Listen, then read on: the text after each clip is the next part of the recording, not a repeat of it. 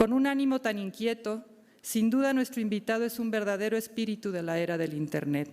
Dejo con ustedes a Hernán Cassiari. Tengo la necesidad de que esta charla dure no más de 20 minutos.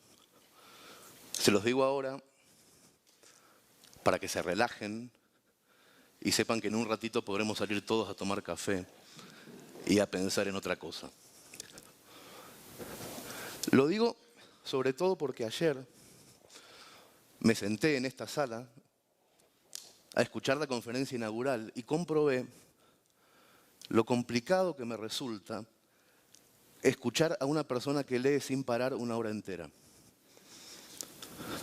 No importa qué interesante sea lo que diga, podrían ser respuestas a las preguntas más complicadas del universo. Pero si algo dura más de 20 minutos me distraigo. Ya no estoy concentrado, no estoy capacitado para concentrarme. Y eso que no soy nativo digital. En el siglo XX yo podía concentrarme sin problemas. Me pasó muchísimas veces agarrar un libro a las 10 de la noche y leer como un desesperado. Hasta que el amanecer aparecía por la ventana. Y lo mismo me pasaba cuando escribía. Yo ponía una toalla abajo de la Olivetti, de la máquina de escribir, para no despertar a la familia por la noche, con los tecleos. Y podía escribir horas enteras. Y también podía ir a conferencias que duraban 2 o 3 horas y me concentraba. Podía estar escuchando 2 horas a una persona leyendo sin distraerme. En el siglo XXI pasó algo paulatino y en principio sin importancia, como cuando ponemos una rana en una olla con agua tibia y prendemos el fuego, la rana no se da cuenta que empieza a calentarse el agua. No se escapa de la olla.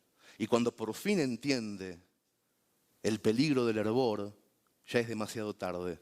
Los nervios no le responden y no puede saltar.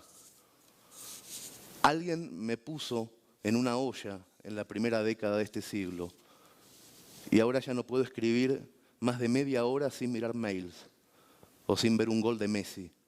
Ya no puedo leer más de media hora sin pensar en la primera mosca que vuela. Y ya no puedo, como me pasó ayer, escuchar a una persona dando una conferencia larga. Mi cabeza empieza a divagar, me evaporo. Más o menos a los 15 minutos de lectura, lo que hago es mirar los papeles que le quedan por leer al que habla. Y trato de sacar la cuenta de cuántos son respecto a lo que ya leyó. ¿Serán 12? ¿Serán 15? Parecen 20 y solamente leyó 1. Lo habré impreso por lo menos en Times 16. Dios quiera que haya usado interlineado doble, que termine pronto. Siempre me parecen muchísimas las hojas que faltan por leer. Ayer me desconcentré mucho escuchando los movimientos corporales del resto de los oyentes, sus carraspeos, sus toses. Y pasó algo gracioso. A los 20 minutos, casi todos sacamos el teléfono celular del bolsillo. La mayoría de ustedes estaban seguramente ayer y lo recuerdan, pero yo además lo cronometré. A los 20 minutos exactos activamos el celular con cualquier excusa. En general fingimos que vamos a tuitear algo que está diciendo el conferencista, porque nos encanta que nuestros amigos sepan que estamos en un simposio en México, etc. Pero lo que queremos en realidad es tener la pantalla prendida. Somos como el perro de Pavlov. Nos relaja saber que estamos conectados a otra cosa, además del Señor que está hablando. Conectados a lo que sea, a mirar el mail de reojo, a saber qué hora es en nuestro país de origen, a ver qué están diciendo en Twitter los que tienen la suerte de no estar en una conferencia a esta hora. Nuestra concentración viene y se va. Yo ayer miraba a los costados y a la mayoría nos pasaba lo mismo. Íbamos y veníamos, del escenario al teléfono o a la tableta. Y mientras tanto la conferencia seguía su curso y para mayor desgracia, era muy interesante lo que decía el señor que hablaba. Reconocí varios párrafos muy buenos en la lectura del señor Incluso después del minuto 25, cuando ya es humanamente imposible seguirle el hilo a un tipo que habla. Y hasta estuve a punto de reincorporarme a la trama, pero ya me dolía la columna de estar sentado recto y me palpitaba el teléfono en la mano con nuevos datos vacíos, formación de Argentina contra Paraguay, datos urgentes. Y entonces entendí que esa charla completa estaría colgada en internet, que la podría disfrutar mejor en otro momento, poniendo pausa donde se me antoje. Y entonces me puse a pensar en otra cosa, sin culpa, sentado ahí en la primera fila. Me puse a pensar que al día siguiente yo tendría que estar sentado en la misma silla del conferencista y que bien podría hacerme el distraído respecto a este gravísimo problema que tenemos todos y dar mis impresiones sobre el libro digital durante una hora, escuchando las toses y los carraspeos de ustedes desde el minuto 15 y los celulares desde el minuto 20. O dejar de hacerme el distraído y confesar por fin, frente a ustedes, que hoy, tal y como están las cosas, no me importa en absoluto el futuro del libro. Ni el de papel, ni el electrónico, ni la convivencia entre ambos, ni la muerte de uno de los dos, ni las políticas para fomentar la lectura, ni si la gente lee más o si lee menos que hace 50 años, ni cómo harán los editores y los autores para mantener su nivel de vida, su casa, su coche, cuando todo el mundo consiga todo gratis por internet. No me importa. No me importa. En este momento lo que me preocupa terriblemente, y se los digo de corazón, es que no nos podemos concentrar.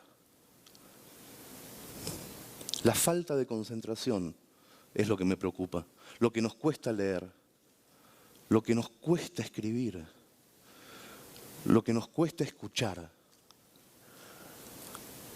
En esta sala somos todos muy inteligentes y muy despiertos. No somos gente que no lee. Somos una élite de señores y de señoras preocupadísimos por el futuro de la letra impresa. En esta sala hay editores, hay bibliotecarios, escritores, humanistas, libreros, periodistas. Quiero decir, en esta sala estamos los que hemos venido al mundo para reflexionar sobre cómo tenemos que hacer para que los otros, los que no somos nosotros, lean. Para que los otros lean. Porque supuestamente los que participamos de estos seminarios y de estos simposios no tenemos ningún problema con eso, ¿no? Leemos igual que antes con la misma concentración, ¿no? Y ahí está el asunto, yo creo que no. Yo creo que es necesario confesar de una vez por todas que cuando nos quedamos solos en los hoteles, en este simposio o en cualquier otro parecido, la mayoría de nosotros estamos asustados porque no nos podemos concentrar más de media hora en nada que no nos resulte placentero de verdad. Y no son libros. No duramos ni 10 minutos con un libro abierto. Ni de papel, ni en PDF, ni electrónico. Procrastinamos todo el tiempo. Nos resultaría vergonzoso si se hiciera público nuestro historial de navegación de ayer por la noche.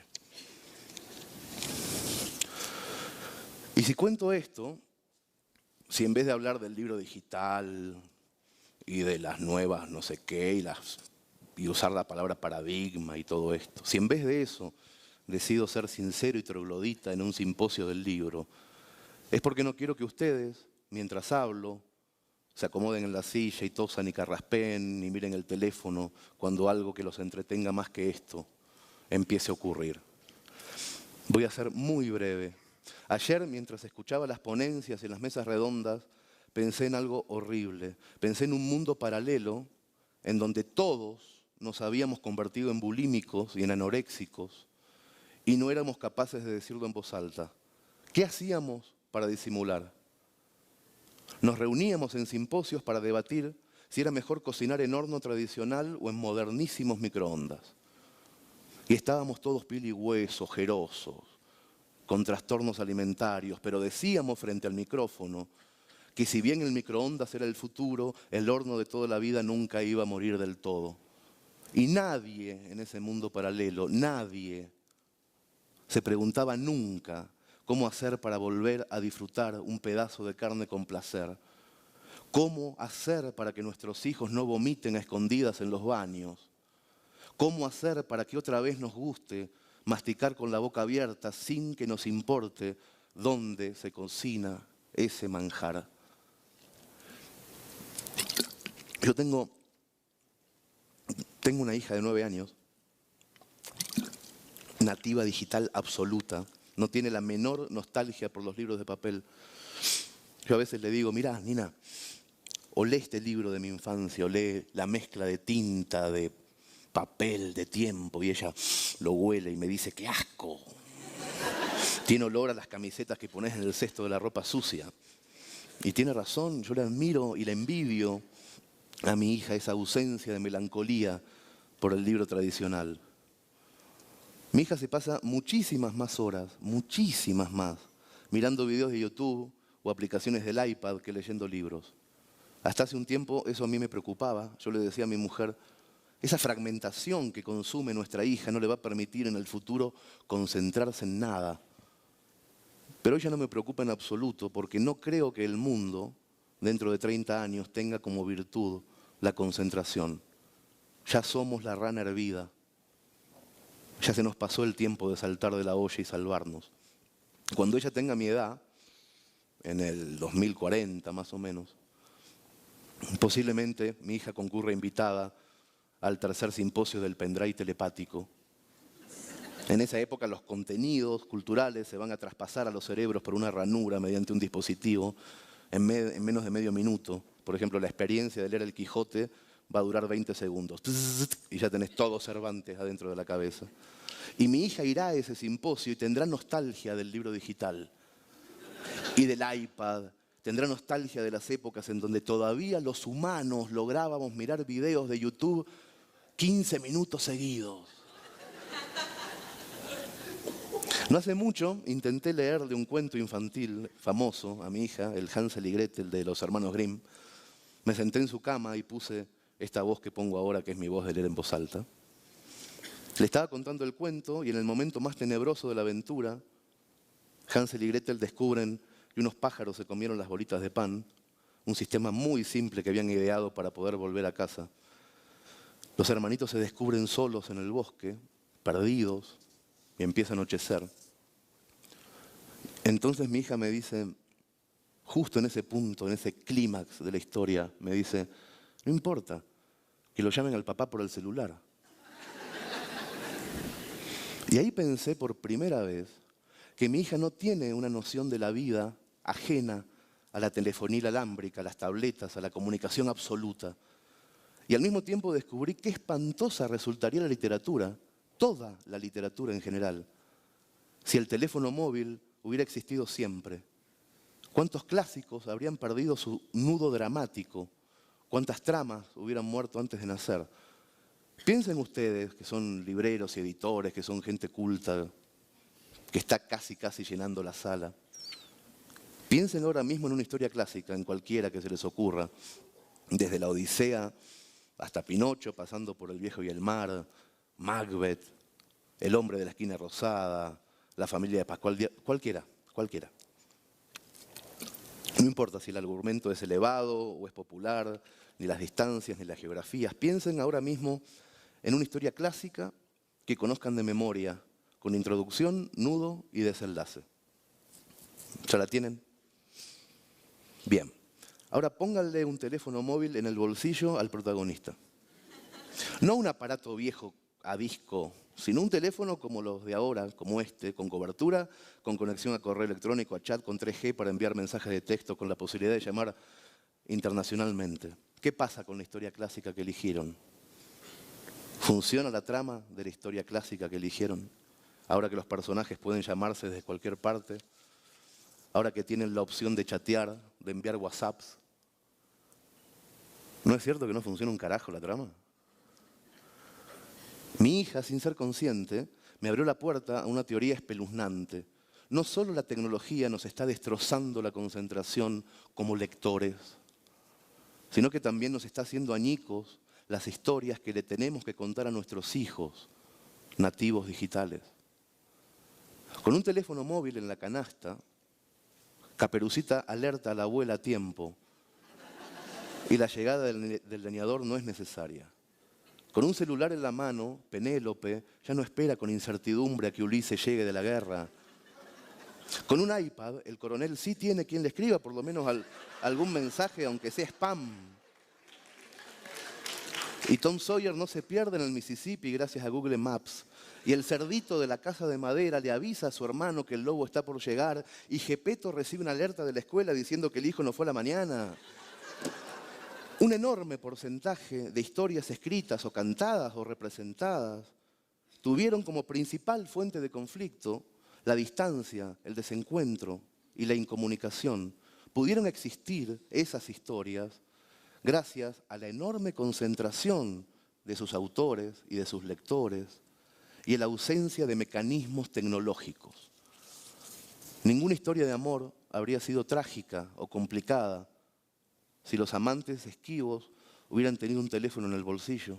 La historia romántica por excelencia, por ejemplo, Romeo y Julieta, basa toda su tensión dramática en una incomunicación fortuita. La amante finge un suicidio, el enamorado la cree muerta y se mata, y entonces ella, al despertar, se suicida de verdad.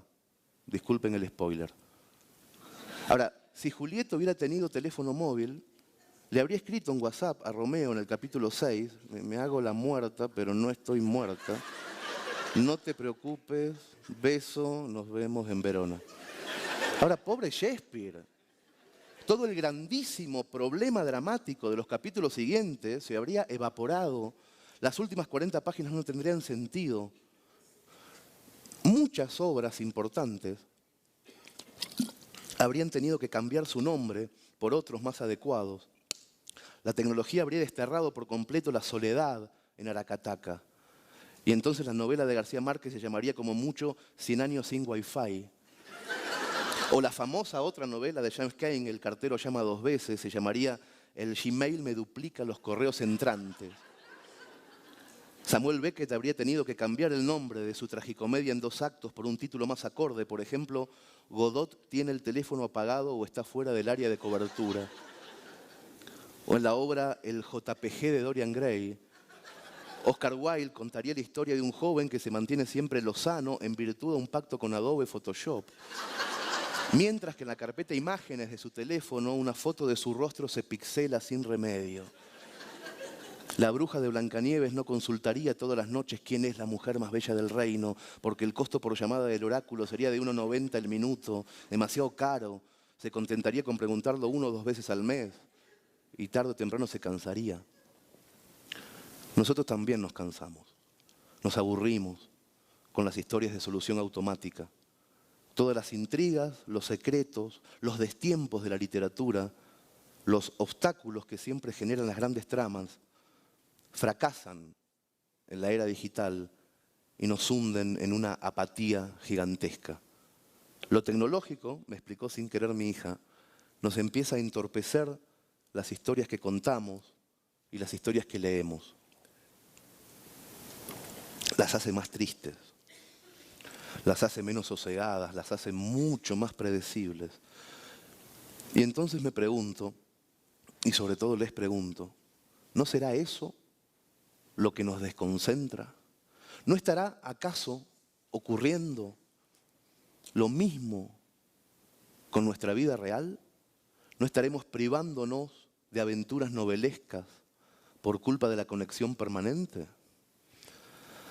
¿Alguno de nosotros alguna vez correrá desesperado al aeropuerto para decirle a la mujer que ama que no suba ese avión, que la vida es aquí y ahora? Yo sinceramente creo que no. Le mandaríamos un mensaje de texto lastimoso, breve, desde el sofá. ¿Para qué correr si está el coso este?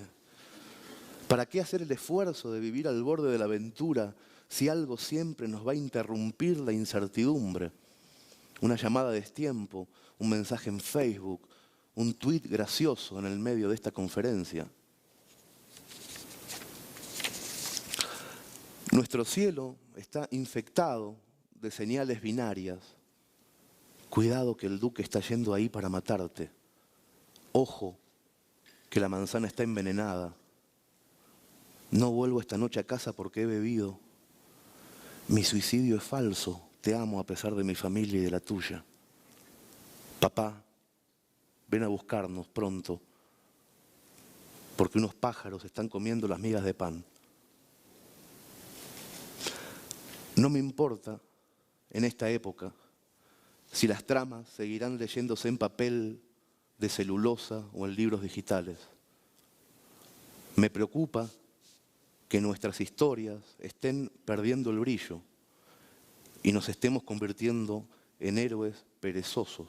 Me preocupa que no nos podamos concentrar nunca más en lo que mejor sabíamos hacer cuando éramos jóvenes, leer y escribir.